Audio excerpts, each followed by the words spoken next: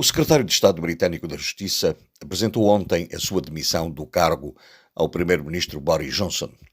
com uma crítica fortíssima ao comportamento do próprio chefe de governo e outros membros do gabinete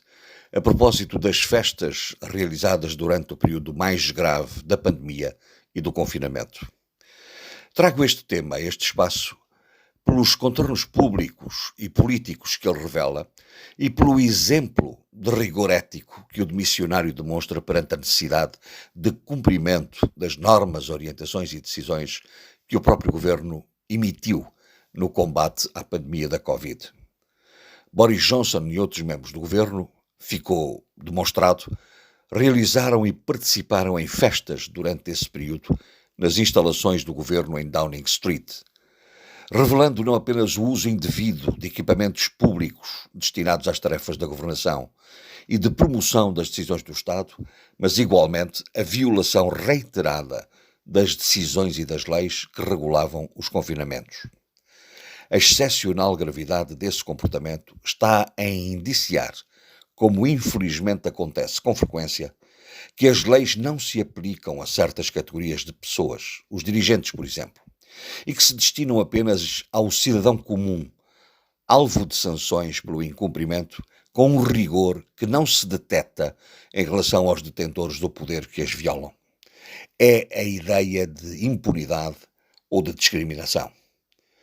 O governante que apresentou a demissão, que titulava a área da justiça e é advogado, tinha um especial dever de zelar e agir de acordo com os princípios fundamentais da igualdade perante a lei,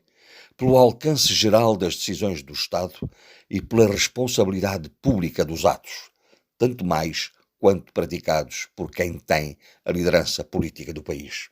A questão é esta, e está muito para lá de qualquer tentação populista. Um cidadão que violasse as regras do confinamento estava sujeito à aplicação de sanções pecuniárias, pois foi exatamente isso que aconteceu ao primeiro-ministro, que após alguns pedidos de desculpas aos britânicos e à rainha, considerou encerrado o caso,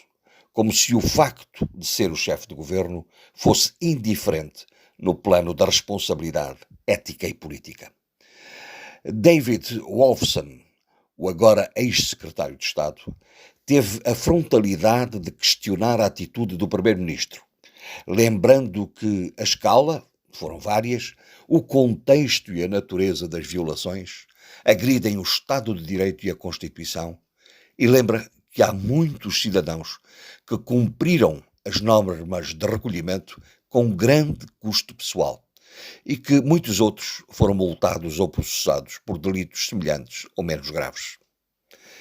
Nesta frase está tudo dito. E é assim que a relação política de governantes e governados pode ser posta em causa, desvirtuando a natureza democrática do exercício do poder em nome dos cidadãos.